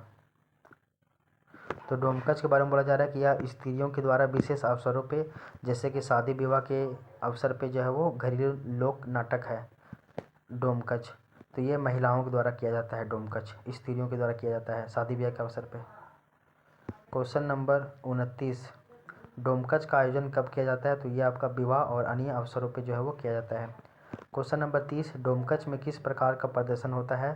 तो ये आपका हास, परिहास और संवाद होता है। तो डोमकच यह स्त्रियों के द्वारा विशेष अवसरों पे किया जाता है, जैसे कि विवाह, ये सभी में। और ये आपका घरेलू लोक नाटक है, और इसमें परिहास, अश्लील हाव भाव और संवाद का प्रदर्शन जो है वो किया जाता है। और बोला जा रहा है कि इसमें इस लोक नाटक का सामूहिक प्रदर्शन नहीं किया जाता है, बस इसका घर का आदमी ही इसको देखेगा, तथा पुरुषों को इस लोक नाटक को देखने की मनाही होती है, लेडीज़ लोग ही करती है। और इसका जो आयोजन है वो आपका विवाह और अन्य अवसरों पे किया जाता है रात भर। क्वेश्चन नंबर 31 देखिए, बोला जा रहा है कि आपका एक नृत्य है जिसको हम लोग बोलते हैं कीर्तनीय नृत्य।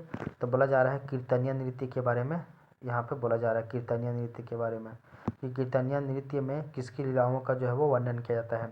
तो कीर्तनीय नृत्य में भगवान कृष्ण की जो लीला है, इन सभी लीलाओं का वर्णन और उनका गायन किया जाता है, और यह भागवत कथाओं पर जो है वो आधारित है। तो क्वेश्चन नंबर 21, कीर्तनीय नृत्य में किसकी लीलाओं का वर्णन किया जाता है, तो भगवान कृष्ण। कीर्तनीय नृत्य जो है वो किस पर आधारित है, तो आपका भागवत कथा पे आधारित है। ठीक है, इसको आप याद रखिएगा। अब चलिए हम लोग नेक्स्ट जो है वो आपका थोड़ा सा लोकगीत, जिसको हम लोग संस्कार गीत, लोकगीत के बारे में देखते हैं। और लोकगीत में हम लोग संस्कार गीत, पर्व त्योहारों के गीत, नृत्य गीत, आखेट गीत, ऋतु गीत और गाथा गीत के बारे में देखेंगे। अभी हम लोग गाथा गीत, ऋतु गीत, आखेट गीत के बारे में पीछे भी पढ़ चुके हैं। अब हम लोग फिर इसका आगे भी देखेंगे यहाँ पे। ठीक है, सबसे पहले लोकगीत के अंतर्गत हम लोग संस्कार गीत देखेंगे। और बोला जा रहा है क्वेश्चन नंबर 33 कि संस्कार गीत कब से कब तक गाए जाते हैं। तो याद रखिएगा कि जो झारखंड के सभी जनजातियों में जन्म से लेकर मृत्यु पर्यंत के विभिन्न संस्कारों के लोकगीतों का जो है वो प्रचलन पाया जाता है। तो लेकर बताया जा रहा है कि जन्म से लेकर मृत्यु तक बहुत सारे संस्कार गीत यहाँ पे देखने को मिलते हैं।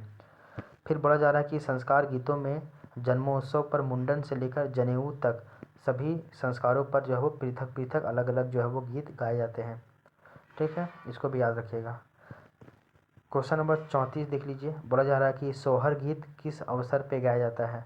तो एक गीत होता है आपका सोहर गीत। तो ये जो बोला जा रहा है कि ये जो है आपका सोहर गीत जो है वो आपका किस अवसर पे किया जाता है, विवाह, जन्म, मृत्यु या फिर कर्मा। तो आपका इसका सही उत्तर हो जाएगा जन्म।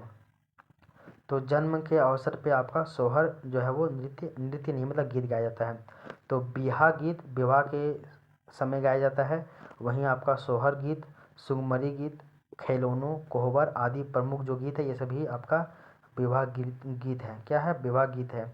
और जनजातीय लोक संगीत में मृत्यु के अवसर पे गाया जाने वाला जो गीत है वो उसको हम लोग शोक गीत कहते हैं। ठीक है ना, इसको याद रखिएगा। तो सोहर गीत आपका जन्म के समय में गाया जाता है ना। ठीक है ना, जन्म के समय में सोहर गीत गाया जाता है। क्वेश्चन नंबर 35, बिहा गीत किससे संबंधित है, तो ये आपका विवाह से संबंधित है। क्वेश्चन नंबर 36, झिंझाइन गीत कब गाया जाता है, तो झंझाइन, लाइर, देवी गीत, बिहा गीत आदि संस्कार गीत है। और झंझाइन गीत जो है वो आपका महिलाओं द्वारा शिशुओं के जन्म के अवसर पर गाया जाता है। तो झिंझाइन गीत जब शिशु का बच्चों का जन्म होता है तो उस समय ये झंझाइन गीत जो है वो गाया जाता है। क्वेश्चन नंबर 37, अंगी गीत कब गाया जाता है, ये बहुत इंपॉर्टेंट है। तो अंगी गीत नहीं होगा बल्कि इसको बोलते हैं हम लोग आंधी या औंधी गीत। तो औंधी जो गीत है वो आपका विवाह के अवसर पे गाया जाता है, विवाह के अवसर पे। ठीक है ना, याद रखिएगा। तो औंधी गीत जो है वो विवाह के अवसर पर गाया जाता है। और झूमर गीत विभिन्न पर्वों और त्योहारों पर गाए जाते हैं। और इसमें नृत्य जो है वो आपका गीत सभी ऊंचे स्वर में गाए जाते हैं जो नृत्य प्रधान होते हैं। ठीक है, अब हम लोग थोड़ा सा पर्व त्योहारों के गीत देख लेते हैं। जैसे कि पर्व त्योहारों के गीत हम लोग देखेंगे, पहले हम लोग देखें संस्कार गीत, फिर हम लोग देखेंगे अब हम लोग थोड़ा सा पर्व त्योहारों के गीत।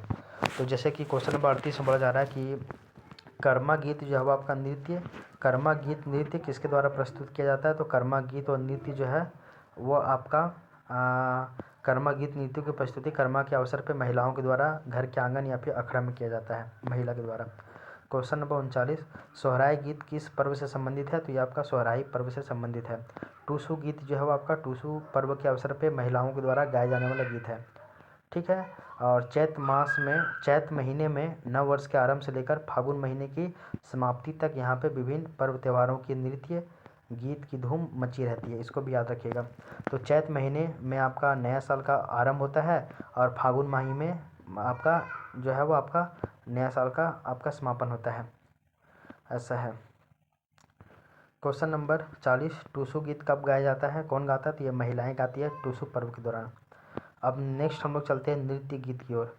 हम लोग क्या देख रहे हैं, हम लोग देख रहे हैं झारखंड के लोक साहित्य के अंतर्गत लोक नाटक, लोकगीत और लोक कथा। सबसे पहले हम लोग लोक कथा पढ़ चुके हैं। लोक कथा के अंतर्गत हम लोग क्या क्या देखे हैं, तो लोक कथा के नहीं अच्छा लोक कथा नहीं हम लोग देखे, लोकगीत देखे हैं। लोकगीत में हम लोग क्या क्या देखे हैं, तो लोकगीत में हम लोग जो है वो आपका संस्कार गीत, पर्व त्योहारों के गीत, नृत्य गीत, ये देखे हैं, आखेट गीत, ऋतु गीत, गाथा गीत, ये सभी देखे हैं। इसके अलावा हम लोग जो है वो आपका लोकगीत में ही संस्कार गीत और लोकगीत कंप्लीट हुआ। उसके बाद हम लोग लोकगीत में ही हम लोग संथाली लोक संगीत देखे, फिर हम लोग उरांव लोक संगीत देखेंगे, मुंडारी लोक संगीत देखेंगे, फिर खड़िया लोक संगीत देखेंगे, फिर आपको कुरमाली लोक संगीत देखेंगे। ये सभी हो जाएगा। उसके बाद हम लोग लोक नाटक देखेंगे, जिसमें हम लोग जट जटिन, भंकुली बंका, सामा चकेवा, डोमकच और कीर्तनिया, ये सभी के बारे में देखेंगे। अब चलिए क्वेश्चन नंबर 41 झारखंड में नृत्य गीतों की लंबी श्रृंखला में कौन शामिल है? तो झारखंड में नृत्य गीतों की लंबी श्रृंखला में कौन शामिल है? तो डोमकच, थिड़िया, लहसुआ, यानी उपरोक्त सभी सभी बोला जाता है। तो बोला जा रहा है कि झारखंड की नृत्य गीतों की लंबी श्रृंखला, इसमें हम लोग डमकच, थड़िया, लहसुआ, तुझरी, खेमटा, डाइट धरा, मर्दाना झूमर, जनानी झूमर, इन सभी को हम लोग इसमें जो है वो आपका शामिल करते हैं। क्वेश्चन नंबर, अब हम लोग लोक नाटक की ओर चलते हैं। लोक नाटक में हम लोग 2 को देख चुके हैं, एक तो आपका डोमकच और एक आपका कीर्तनिया देख चुके हैं। 3 को और हम लोग को देखना है, एक आपका जट जटिन देखना है, एक आपका भंकुली बंका और एक आपका सामा चकेवा देखना है। ठीक है, तो लोक नाटक में हम लोग क्वेश्चन नंबर 42 कवर करेंगे कि जट जटिन का अभिनय कौन करता है। तो जट जटिन जो है वो आपका प्रत्येक वर्ष सावन से लेकर कार्तिक महीने के बीच में कुंवारी लड़कियों के द्वारा इसका अभिनय किया जाता है। तो इसको याद रखिए, जट जटिन का अभिनय कुंवारी लड़कियों के द्वारा किया जाता है। क्वेश्चन नंबर 43 जट जटिन का मंचन जो है वो किस अवधि में होता है? तो जट जटिन का मंचन जो है वो आपका सावन से लेकर कार्तिक महीने तक होता है। तो सावन से कार्तिक, यानी option number B.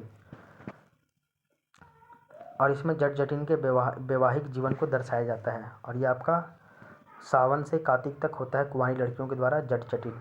Question number 44 और ये आपका भंकुली बंका जो लोक नाटक है इससे संबंधित है। बोला जा रहा है कि भंकुली बंका किस प्रकार का नाटक है? तो बोला जा रहा है कि यह एक नृत्य पर आधारित नाटक है, यानी कि ऑप्शन नंबर सी, नृत्य आधारित नाटक है।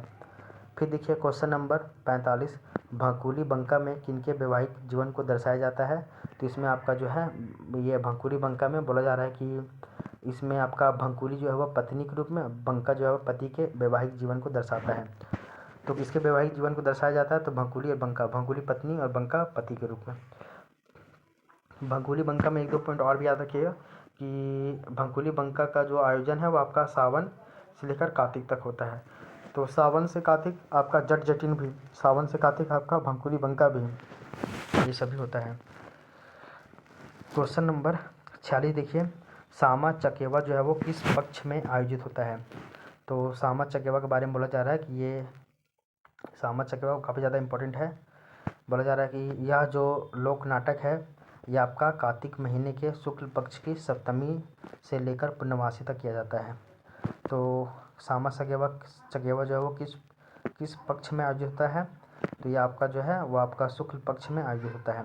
तो कार्तिक महीने के शुक्ल पक्ष की सप्तमी से लेकर पूर्णमासी तक। तो क्या बोलते हैं इसको, जो आपका कार्तिक महीना होता है, तो कार्तिक महीने में जो आपका शुक्ल पक्ष की जो सप्तमी स्टार्ट होगी, तो शुक्ल पक्ष की सप्तमी से लेकर आपका पुनर्वासी तक सामा चकेवा ये जो है नृत्य मतलब ये नाटक किया जाता है। सामा चकेवा किस महीने में मनाया जाता है? तो ये आपका कार्तिक महीने में। क्वेश्चन नंबर 48 सामा चकेवा में विषय वस्तु किस शैली में प्रस्तुत की जाती है? ये काफ़ी ज़्यादा इंपॉर्टेंट हो जाता है। तो बोला जा रहा है कि इस लोक नाटक में मिट्टी के पात्र निर्मित किए जाते हैं और उनकी तरफ से बालिकाएं जो है वो आपका क्या करती है? अभिनय करती है। और इसका जो विषय वस्तु क्या है? इसमें बोला जाए कि इसमें सामूहिक गीतों के माध्यम से प्रश्नोत्तर शैली में विषय वस्तु को प्रस्तुत किया जाता है। तो सामा चकेवा में प्रश्नोत्तर शैली में आपका जो है वो इसको प्रस्तुत किया जाता है। क्वेश्चन नंबर 49 सामा चकेवा किस संबंध पर आधारित लोक नाटक है? तो सामा चकेवा जो है वो आपका भाई बहन पर आधारित एक लोक नाटक है। यह भाई बहन के पवित्र संबंध से संबंधित लोक नाटक है और इसमें जो है सामूहिक गीतों के माध्यम से प्रश्नोत्तर शैली में आपका विषय वस्तु को प्रस्तुत किया जाता है। अब बोला जा रहा है कि ये जो सामा चकेवा जो लोक नाटक है यह आपका कार्तिक महीने के शुक्ल पक्ष की सप्तमी से पुनर्वासी तक किया जाता है। और इस लोक नाटक में मिट्टी के पात्र निर्मित किए जाते हैं और उनकी तरफ से जो है वो बालिकाएं अभिनय करती हैं। और इस लोक नाटक की प्रमुख नायिका को सामा, नायक को चकेवा, खलनायक को चूड़क या फिर चुगला और सामा के भाई को सांब कहा जाता है। ठीक है, इसको आप याद रखिएगा।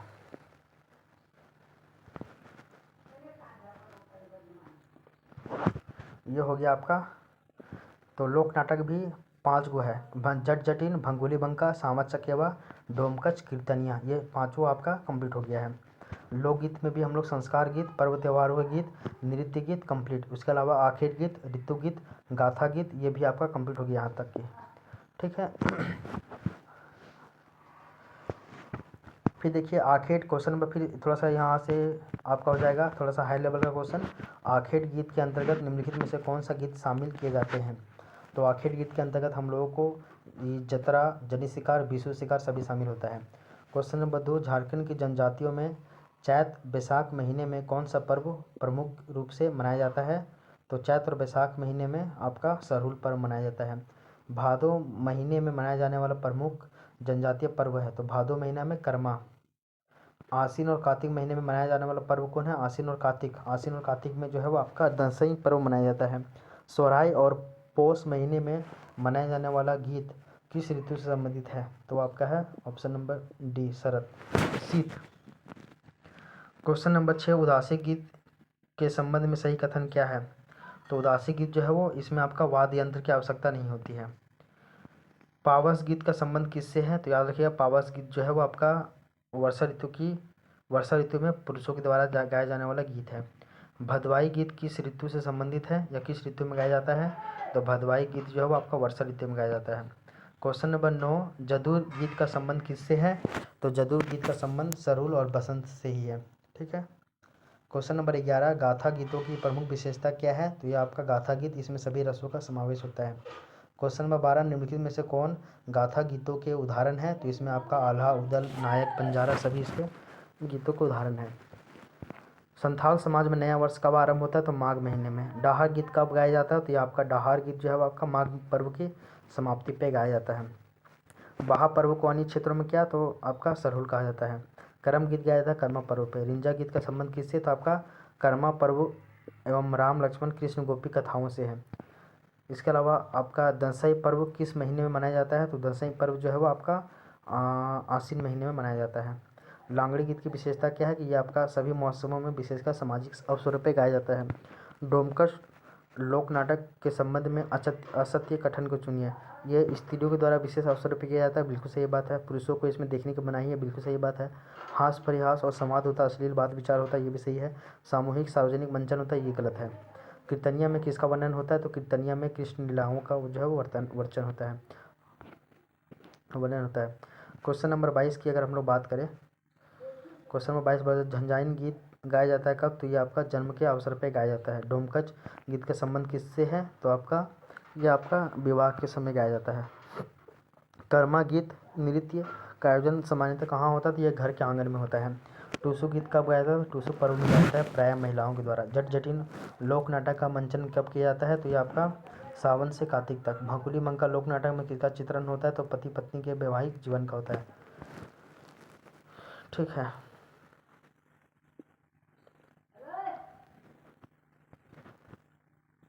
एक मिनट रुकिए जरा सा।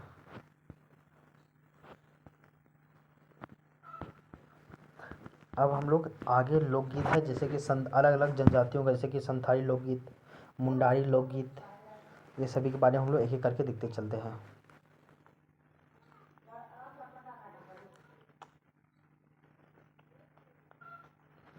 पहला क्वेश्चन है आपका कि गीत और नृत्य कुरमाली जनजीवन में किस रूप में मनाए जाते हैं?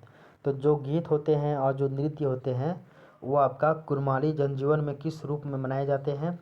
तो ये आपके मौलिक सांस्कृतिक रूप में है। क्वेश्चन नंबर 2, कुरमाली गीत प्राय किस प्रकार के होते हैं? तो ये आपके मौसमी गीत होते हैं कुरमाली। क्वेश्चन नंबर 3, निम्नलिखित में से कौन कुरमाली गीतों का प्रकार नहीं है? तो टूसू है, सरहुल है, डोमकच है, झूमर नहीं है। ठीक है, इसको जो है वो आप याद रखिएगा। एक मिनट रुक जाइए जरा सा।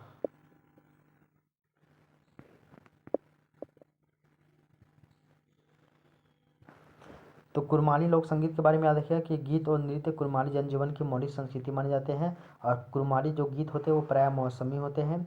और कुरमाली गीतों में टूसू, सरहुल, धप, पाता, उधवा, डहरवा, चाँचर, कुंवारी, झुपान, रोपनी गीत, संस्कार गीत सभी इसमें शामिल होते हैं। और टूसू गीत की अगर बात करें तो ये आपका महिलाओं का गीत है, जो कि पुष महीने के प्रारंभ से लेकर मकर संक्रांति के दिन तक गाया जाता है। और 12 मसीहा गीत के नाम से प्रचलित पाता गीत कुरमाली का जो है वो आपका सामूहिक नृत्य गीत है, तो वो उसको हम लोग बोलते हैं पाता गीत। ठीक है ना, इसको भी जो है वो आप याद रखिएगा। एक मिनट और रुकिए।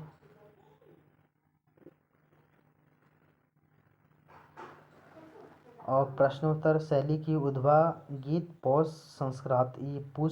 संक्रांति से आषाढ़ी माह तक मनाया जाता है।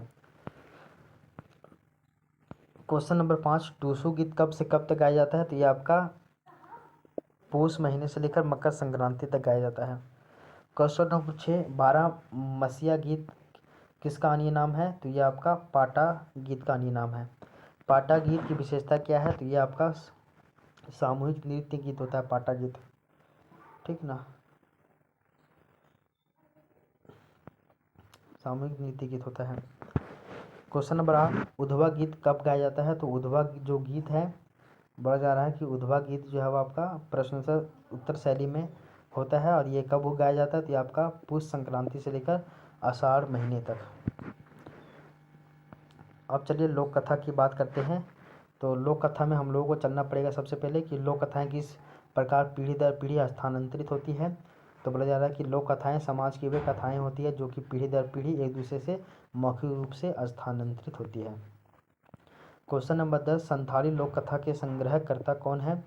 तो संथाली लोक कथा का जो संग्रहकर्ता है वो आपके पी.जे. बोर्डिंग साहब हैं। तो पी.जे. बोर्डिंग साहब संथाली लोक कथा के संग्रहकर्ता है। तो संथाली लोक कथा के संग्रहकर्ता के रूप में पी.जे. बोर्डिंग साहब को शामिल किया जाता है। क्वेश्चन नंबर 11, मुंडारी लोक कथा के संग्रहकर्ता कौन है? तो मुंडारी लोक कथा के संग्रहकर्ता कौन है? क्वेश्चन नंबर 11 है। तो पी.जे. बोर्डिंग साहब तो संथाली लोक कथा के संग्रहकर्ता है, लेकिन मुंडारी लोक कथा के संग्रहकर्ता जगदीश त्रिगुणायत, ऑप्शन नंबर सी। तो ऐसे याद रखिएगा। तो संथाली लोक कथा के संग्रहकर्ता पी.जे. बोर्डिंग साहब, वहीं मुंडारी लोक कथा के संग्रहकर्ता जगदीश त्रिगुणायत साहब। ठीक है। इसके अलावा कुरुख लोक कथा का अगर हम लोग संग्रहकर्ता की बात करें तो हो जाएंगे आपके शांति प्रबल बाखला। तीन का नाम याद रखना, शांति प्रबल बाखला। तो पी.जे. बोर्डिंग साहब संथाली लोक कथा के संग्रहकर्ता, जगदीश त्रिगुणायत मुंडारी लोक कथा के संग्रहकर्ता, और शांति प्रबल बाफला ये आपका कुरुख लोक कथा के संग्रहकर्ता हो जाएंगे। संग्रहकर्ता ये हो जाएंगे। ठीक है, यहाँ तक की बातें आपको समझ में आ गई होगी।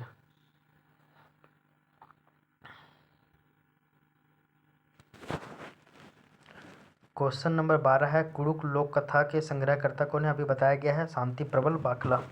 क्वेश्चन नंबर 13, डोमकच गीत एवं नृत्य अंधाए बाघ महीने में संपन्न होता है। अरे यार ये थोड़ा सा ना क्वेश्चन में ना ये हो जा रहा है।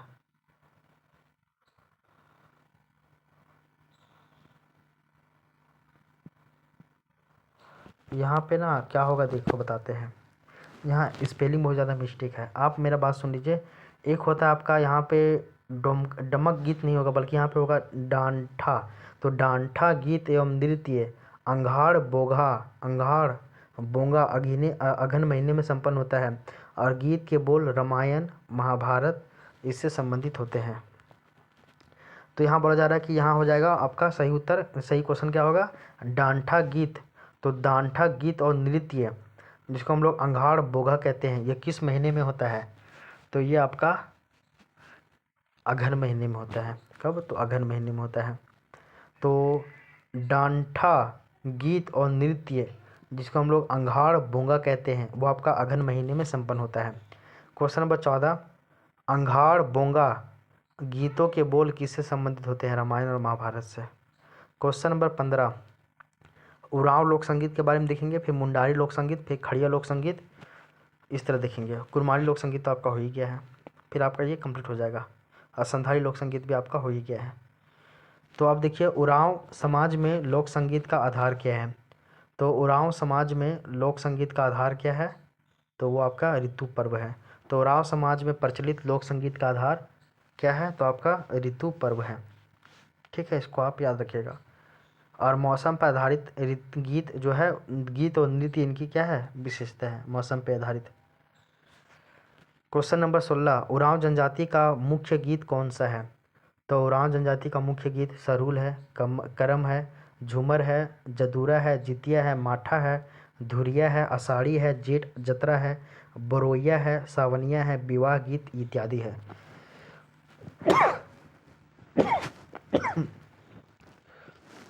Option number 20 Sarhul. Question number 17, Sarhul गीत किस अवसर पे गाया जाता है? तो सरहुल गीत जो है वो आपका बसंत अवसर पे गाया जाता है, और सरहुल के पर्व पे। ये आपका बसंत गीत है। करम गीत कब गाया जाता है? तो ये आपका करम पर्व के अवसर पे। क्वेश्चन नंबर 19, माठा गीत कब गाया जाता है? तो इसमें याद रखिएगा, माठा गीत जो है आपका कर्मा पर्व की समाप्ति पे गाया जाने वाला गीत है, तो कर्म पर्व की समाप्ति पे। क्वेश्चन नंबर 20, आषाढ़ी गीत किस महीने में गाया जाता है? तो आषाढ़ी गीत जो है वो आपका आषाढ़ महीने में गाया जाता है। क्वेश्चन नंबर 21, जतरा किस प्रकार का गीत है? तो जतरा जो है वो आपका एक तरह से प्रयाण गीत है, प्रयाण गीत। क्वेश्चन नंबर 22, बरैया गीत कब गाया जाता है? तो बरैया गीत जो है वो जो है वो आपका सरहुल और जेठ जतरा के बीच गाया जाता है, तो बरैया गीत सरहुल और जेठ। हाँ,